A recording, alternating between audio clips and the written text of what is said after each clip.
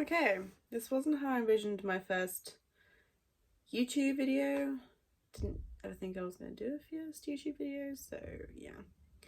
I kind of look a bit of a mess. I'm very much in quarantine attire now. I had my hair up in plaits / a bun, and I don't know what the hell happened to it. But anyway, something over my feed this morning that sort of piqued my interest because of the fact the last couple of days I've been thinking a lot about this topic, and I've been discussing these things with a couple of friends, and it seemed to reflect exactly what I was thinking about.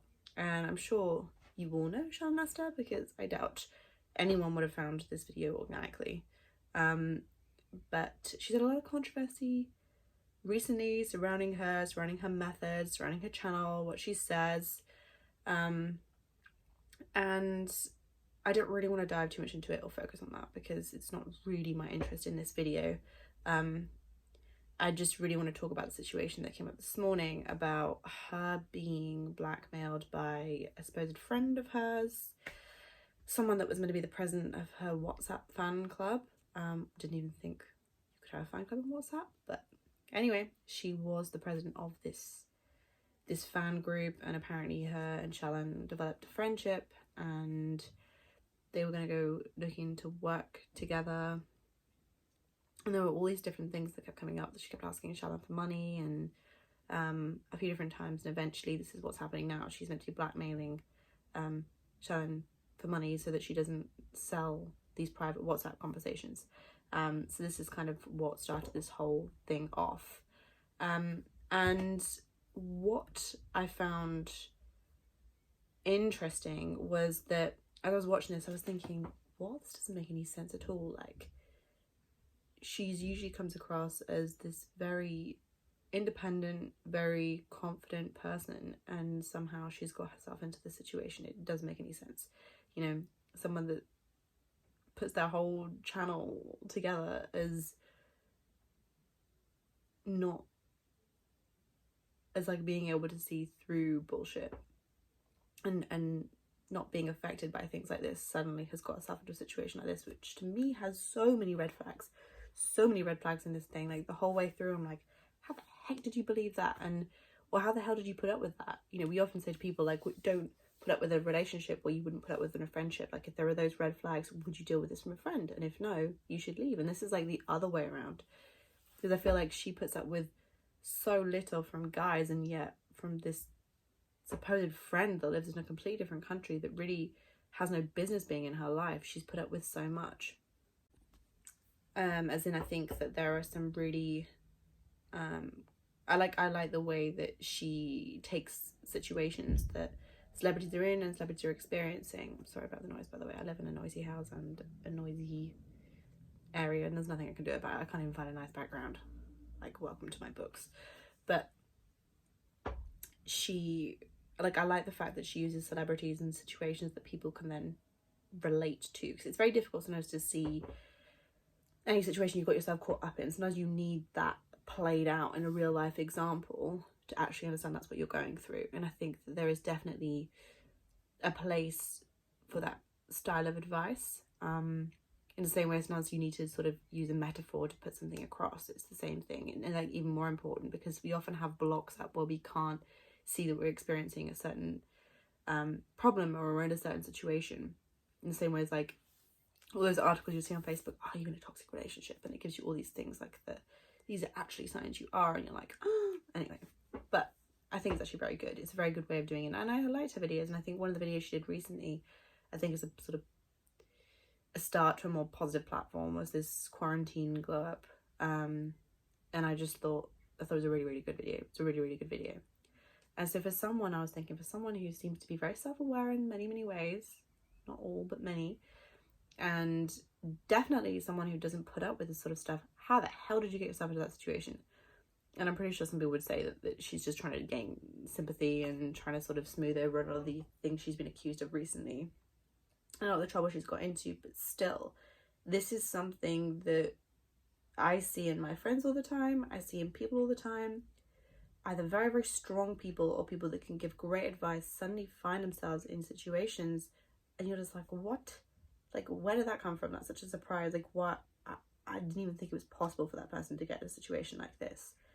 And I just was talking about this with someone, is that when people are very, very good at giving advice, when you go to someone and you're like, wow, you've like managed to package up exactly what I'm feeling and put it back to me, and you know, they've given you a perspective that you've needed, and you're just like, wow, how did you get that? How did you get that all? It's probably because they've been through either that situation or something similar themselves. They've somehow been able to take the information you're giving them and relate to it and then bring it all back to you. Sorry, that's a good reference, but it's how it works. It's very, very rare that you get that level of authenticity and that level of relatability and advice if that person hasn't gone through something similar. And some people go through a lot, and some people not only do they go through a lot, but they're able to look at what they go through more critically. And if you're able to really look at a situation, you're able to look at yourself and stand back and analyze it, and that is something that you've been able to do with yourself, then it's a lot easier to do with other people. It's a lot easier to do that than it just comes a lot more naturally than it would do to some people, you know.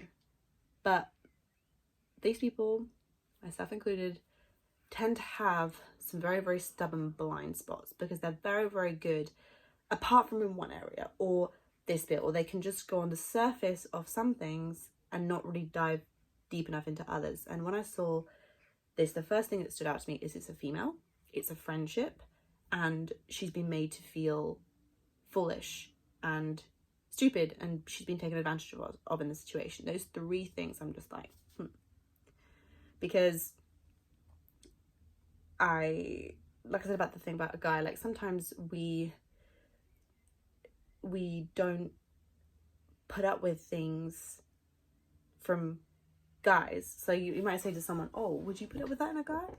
Or would you put up with that in a friend? So if you wouldn't put up with it in a friend, why would you put up with it from a guy, you know? And then in this situation, it seems to be reversed. You wouldn't put up with this in a guy, with like in a situation with a guy, so why are you putting up with it in a situation with a friend, the female? And it was just like, it was just this complete blindness to every single red flag. And it just thinks there's something there for me that involves a female and involves a friendship that has maybe given her that blind spot. And I'm pretty sure there'll be something in everyone's life, or maybe multiple things in people's lives that'll be like, actually, there's a big blind spot over this, and you'll end up doing things just to sort of go around the edge of that blind spot without ever diving into it. So you'll be like, oh, well, okay, I can give money, even though I know I know myself this is ridiculous. I know myself this is a bad idea. Everyone else knows it's a bad idea, but for some reason I just can't. It's like this invisible wall that's up there, and I can't seem to quite tackle this in the way that I normally would. And it's also a friendship, and I find that kind of interesting that it was a friendship rather than a relationship that took this. You know, it took this reaction. She had this reaction to the situation, and in many, many ways, people are usually a lot more astute on friendships. Not always, but they are. And in relationships, they're like, oh, well, you know, I want to be loved. I need this from this person. Like, they don't think this consciously, but they want what that thing gives them. And they're willing to put up with all the crap that comes with it because they're getting something out of it. And I'm like, what is this girl saying to her that is giving her what she needs? What is she saying? Is it because she needs to be needed? Is it because Shallon needs to be needed? Is it because she needs to be this motherly figure? Because again, one of the things this person said is, I think you'd be a great mom if you ever decide to have kids, like just trying to like butter her up after an argument they'd had. And you know, I'm like, well, what is this person telling you that you need to hear? Is it because you're loved? Is it because through all this other controversy someone is still standing up for you? You need to be stood up for. And another thing that came up is like how she was very, very, very ashamed. I think she was ashamed of being taken advantage of in that way. And whether that's because she prides herself so much on not being taken advantage of, as being able to see bullshit, being able to see through people like this, and this one kind of just knocked her back, or what, whether it's because this is like either an integral part of her character and she needs to be seen that way, or if it's because someone has taken advantage of her in the past, and that's one of the sticking points there. That's something that, but often when people are taken advantage of, or anything, often if people like, sometimes if they're overweight, they'll end up going completely the other way. And you see that a lot. It's like a complete flip to the other side. So if you've been taken advantage of before, and that was being something that really, really caused you pain, you might push all the way over to the other side and end up being kind of a nasty person. And, you know, causing all sorts of problems in other people's lives in a desperate attempt not to be taken advantage of again. And again, this could easily lead to you making all sorts of poor decisions because you haven't actually managed to gain balance in that one area of your life. And I'm seeing that. And another thing is she does that very young. I mean, youthful is always nice. Like, it's always nice to be a youthful person and to stay current and to understand people who are younger from you and to maintain that perspective. It's awesome. But sometimes and often, if people seem to be stuck, there's a trauma involved somewhere. And I wonder if that trauma at some young age was something to do with a friendship or a female and being taken advantage of, not being able to see something that you should have been able to see, because this situation just doesn't add up to me. It doesn't add up. Like, there's something that is there's something that is blinding her to this situation, or was blinding her to this situation, and now she's dealing with it. Sorry, that was my chair. Now she's dealing with it with, like, right, I'm going to show you that I can't be messed with. It's again this like complete opposite. And what I would say to anyone going through that same situation is really look at that. Really look at what feelings come up from that. Like, really look at, okay, why didn't I see this? Or why didn't I take action when I saw it? Why was I so willing to give up something that was so important of myself to make this work? Because this girl lives in a completely different place. Like, I looked her up. She apparently is a lawyer, but she's like, you know, there's not really much that you can gain from that friendship. So why was it so important to keep that in your life? Like, I just, to me, I don't get it.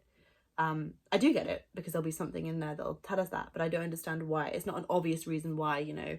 It's not some gorgeous guy that's just feeding her everything she wants to hear. It's someone that doesn't seem particularly intelligent, who seems to just be weird, like giving these really, really weird vibes, and she's taking it. And like I said, I'm not sure if it's because of the controversy and it's someone that's standing up for her, or if it's someone that seemed to be this really strong, like, I dealt with all these people for you, because apparently she dealt with all these people in this group that were making fun of her, that were saying all these horrible things about her. And I'm not sure what she thought she was getting out of that situation, but there'll be something. And if this were one of my friends that were going through this, I'd be like, well, what is it that comes up when you think of it? Really think about it. Really dive into that feeling, like, and analyze each aspect and break it up. Don't just see the surface. Oh, well, you know, she fooled me and you know, and I was the victim. Go beyond that and break it up and say, okay, what did this situation remind me of? What in my life has happened that this is a repeat of? Because I feel like we will be attracted to situations, we will go through situations that will remind us of something we haven't quite resolved yet.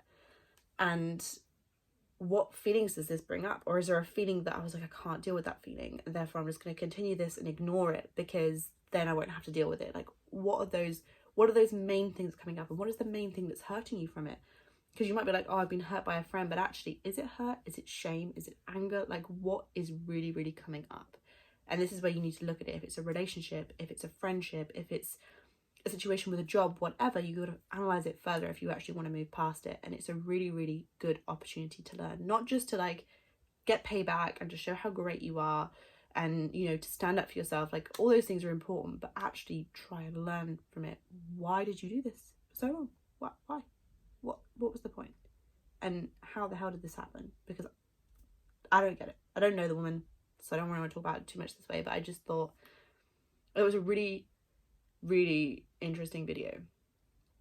And I've had to look at myself that way many, many times. I've had to sort of look at what has kept me in the past as well, and what it was that has kept me locked to certain ages emotionally. And I think a lot of us are. You'll see a lot of people that will seem so grown up and so together in some ways, and like wow, I want an adult like you. And then suddenly something, you'll be like, whoa, wasn't expecting that. And it's because we get hooked in different parts of our lives. We're like a big spider diagram, you know? Anyway. Sorry, I look kind of like a mess. I mean, I am a mess, but I just thought I wanted to talk about this topic before it got too old in YouTube years. So